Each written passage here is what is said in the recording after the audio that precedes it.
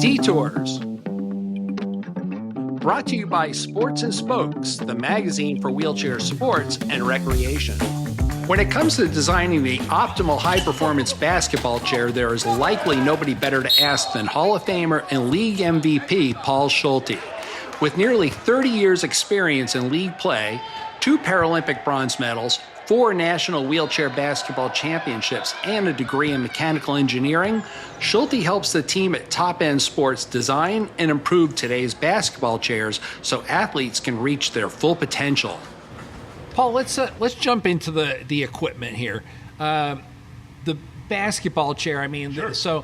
I see that, Top End produces a number of different basketball chairs, but this is evidently the Schulte 7000? This is not, actually. Okay. This is not. This is the latest and greatest. So this is called the Top End GOAT. Okay. So standing for, Top End's greatest of all time basketball chairs. So everywhere it looks like metal, it is. It's titanium, and then carbon fiber through the camber tube, the footrest, side guards, etc. So this is kind of our latest and greatest, lightest chair we've ever made, most durable, highest performing, and I absolutely love it.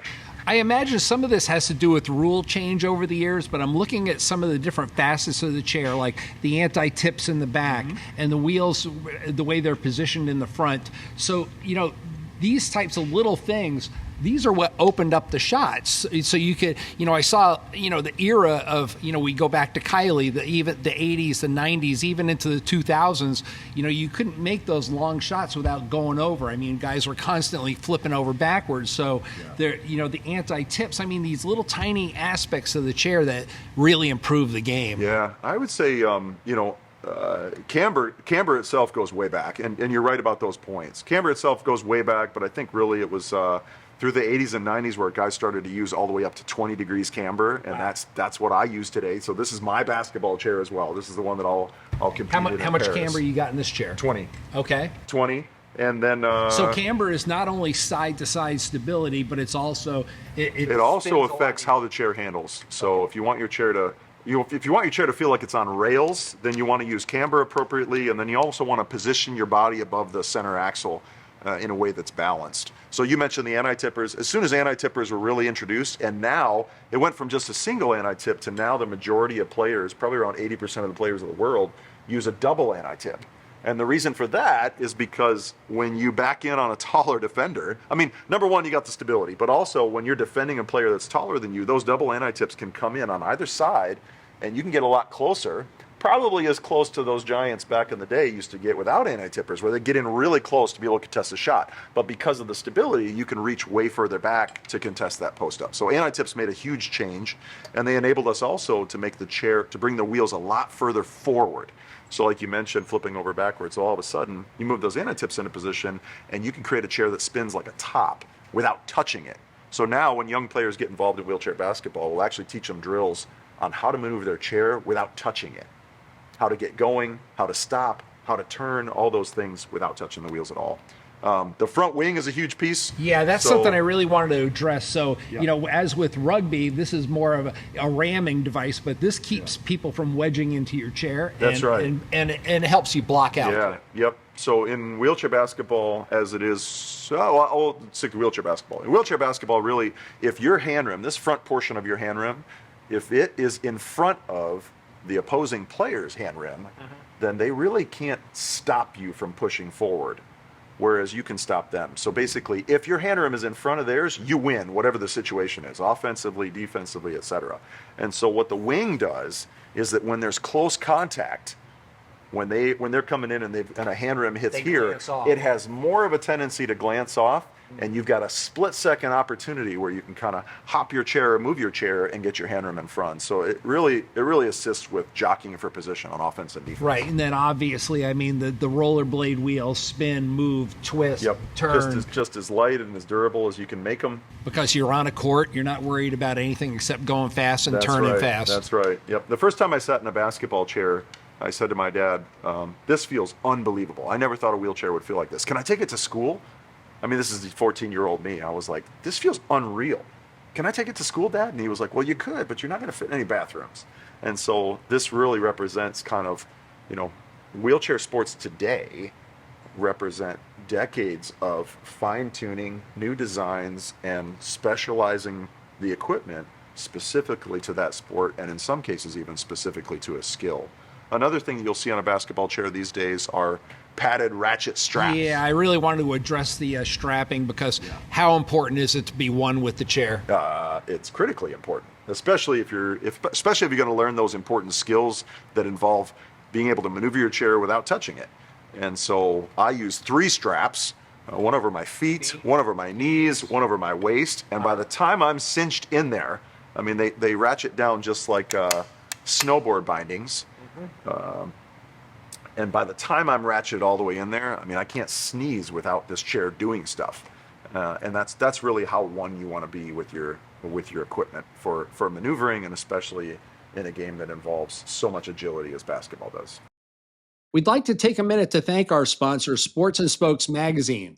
For nearly 50 years, they've produced stories on iconic athletes performing at the top of their game, given generational coverage of sports dating back to the 1970s, and they've shown the way with exciting and timeless magazine cover shots. To stay on top of all the latest news from the world of high-performance adaptive sports, go to sportsandspokes.com. Sports and Spokes, the magazine for wheelchair sports and recreation. So entry-level basketball chair price tag? I would say basically out on the market right now, by some of the major manufacturers, it tends to be about $3,000. Okay, so when you get into the Paralympic level, and we're talking about the GOAT and chairs of this nature, where are we at? Now you're up closer to a tailor-made, made from scratch, all here in the United States. This gets into about $10,000, which sounds like a lot for a basketball chair, but like in any sport, the Paralympics are just like able-bodied sports, right? So you can spend actually as much as you want to on a custom set of golf clubs or a custom road bike. You can spend as much as you want to, and that's the true of adaptive sports as well. If you're serious and you're at that level and you're orienting your life around this sport and around this competition, then you want to leave every stone unturned. Yeah, and at this point you're talking sponsorships. This is not, that's a pretty tough nut to crack. There's some sponsorship involved, but at the same time, today has a lot more. There's a lot more opportunities for athletes. You see GoFundMe, you see Challenged Athlete Foundation, you see a number of grants that are in place, and yeah, so there's options out there for athletes. Why titanium? Good question. Well, titanium is actually slightly heavier than aluminum, but because it's so much stronger than aluminum, you can use less titanium, and that's why you say a titanium chair is lighter, because you're able to use less of that material than you do with aluminum. It is remarkably durable. Top End used to build titanium chairs back in the day, and so it's been fun to revive that technology with some new tweaks and a modern flavor and look, because the durability and the lightness of titanium really is one of the best materials today that you can build a basketball. Yeah, and not only that, I mean, just to give people a perspective, I mean, when you look at the tubing, I mean, that is a very thin wall tube. Yes, it is. And remarkable that, I mean, in wheelchair basketball, you don't have to Google very much or watch very many YouTube videos of Paralympic wheelchair basketball to realize that this gets hit with a sledgehammer. I mean, the equivalent of somebody coming in and hitting with a sledgehammer is how hard some of the hits can be in wheelchair basketball. Incidental contact, we would say. Of course. Incidental contact. Of course. But that's how hard the hits are, and it's pretty remarkable that a tube that thin can be that resilient. Absolutely. Anything else you want to share about the chair? Just that style has played more and more of a factor. So, you see this is kind of a Michael Jordan, North Carolina blue themed chair. One thing I do notice is you got the integration of the carbon fiber axle tube. Yep. So the aesthetics, as well as the introduction of composites, really in the last 10 years, I would say, really the last 10 years, you've seen this influx of composite technology into just about every adaptive sport. And I would say the availability of materials, as well as the know-how and the skill, have started to permeate the Paralympic movement, and it's not a fad.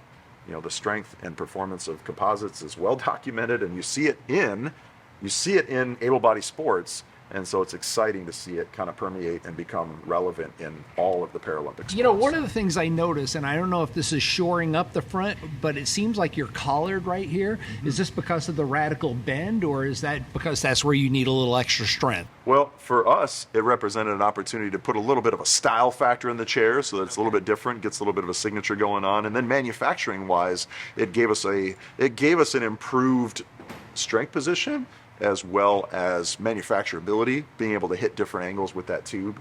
So collaring that together turned out to be a great No, feat. I see. I mean, now that I'm looking at it, I see all this triangulation, like even this little extra tube in here. That's right. Just a little bit of extra strength going from the axle tube down to the main frame. That's right. That's right. When a frame becomes weak is typically when portions of it become isolated, right? So I'm sure there's like analogies of this with a good team as well, where, okay, when you've got multiple points of connection that are working together to bear the load, everything works out better.